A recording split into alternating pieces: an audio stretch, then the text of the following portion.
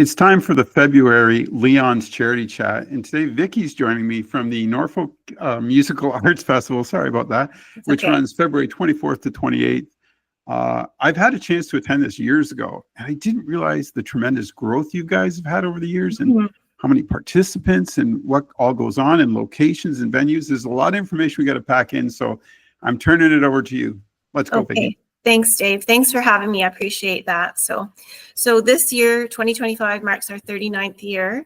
The festival was started in 1986 by Linda Bonadeo Ball, a local Simcoe resident and music teacher, real estate agent, mother, wife, etc.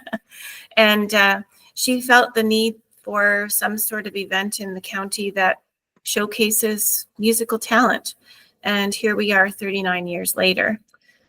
She worked very hard with many teachers in the schools and community members, service clubs to build the festival. Many of those people are still involved today, which is totally amazing. A lot of our volunteers, board members, teachers that are involved were involved back in those days as well. Many of the donors that we've had back then still donate today, which is amazing to think that they have that legacy of 39 years. So it's been great for that, for sure. So as Dave mentioned, the festival, or you mentioned, the festival is the 24th to the 28th in Simcoe, and we use various venues in town to spread out the events.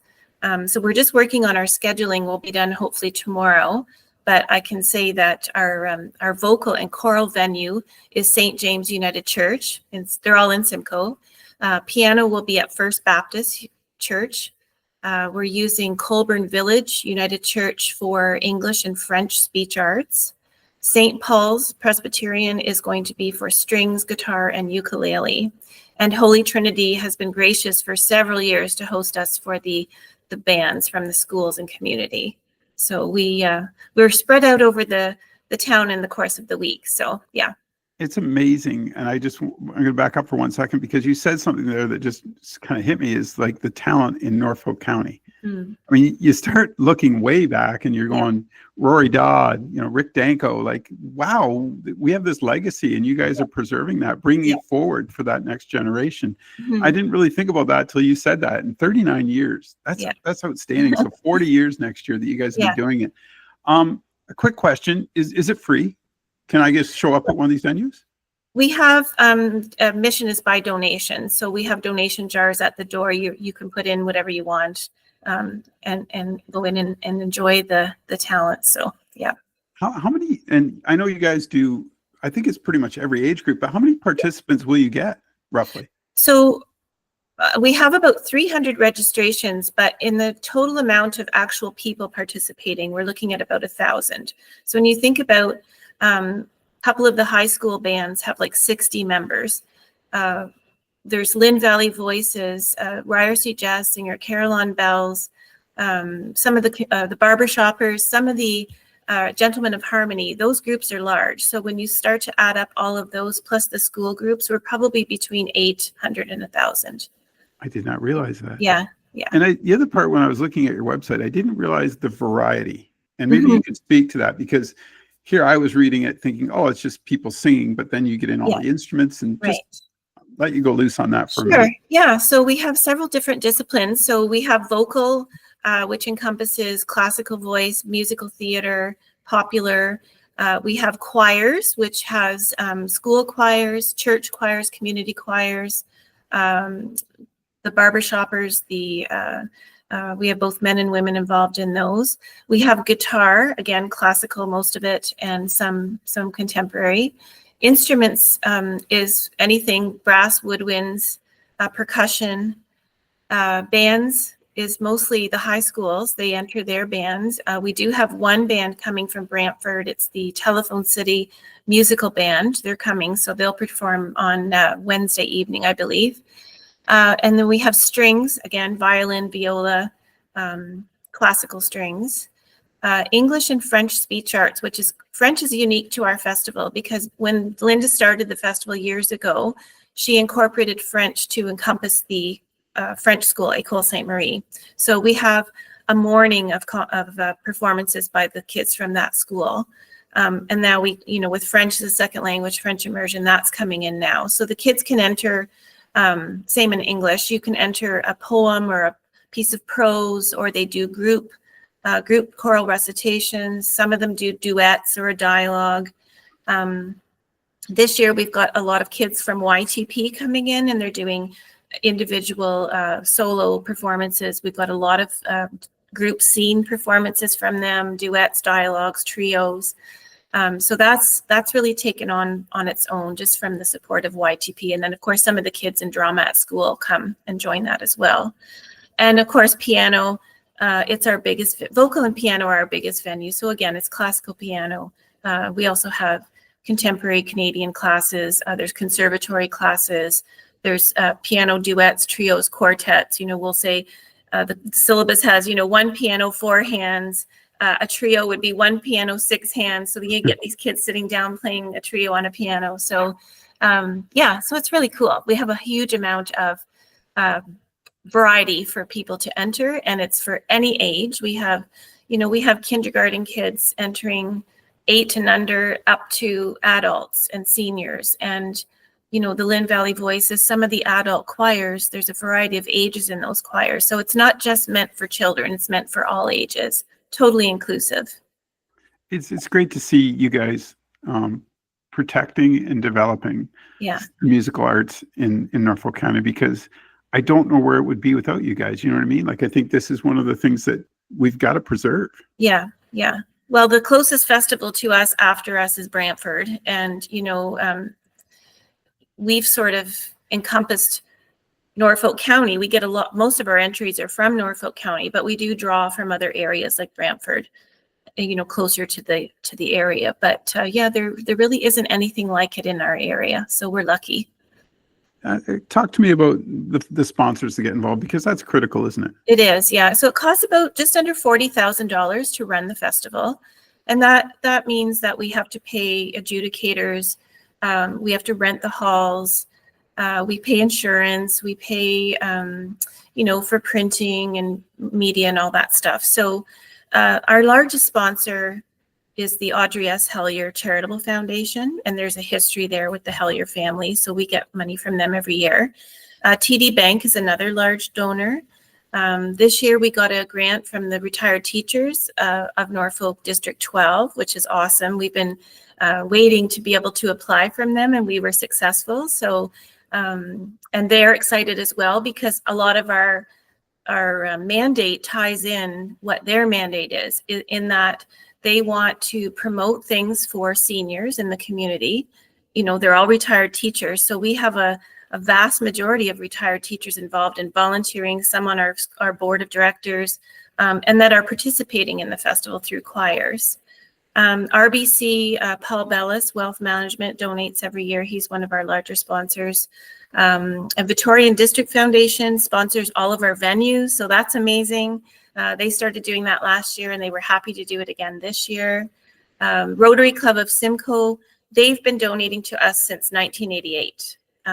They're all long-term sponsors, but looking back at the Rotary Club, this is their 100th year celebration, 2025. And I looked back in my files, and yes, they've been donating since 1988. So they've been involved a really long time. Yeah. It's really great to see so many community partners get involved. It's just wonderful to see. Is there, now with the prizes, is there any scholarships here? There is. So we have about $7,000 in scholarships. 2 of those are $1,000 awards, and that is for senior competitors who are recommended by the adjudicator to compete for an award, which takes place Thursday evening, the 27th.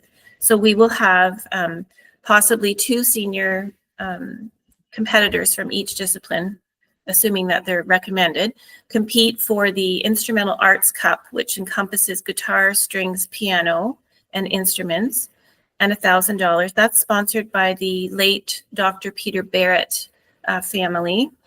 Peter was on our board for years, and unfortunately when he passed, he left the festival a legacy, so we're really appreciative for that. And then the Vocal Arts Cup is sponsored by the Rotary Club, and it again is $1,000, and it'll be the singing and speech arts, so competitors from those 2 categories. So they'll perform in front of hopefully a large audience and the adjudicators.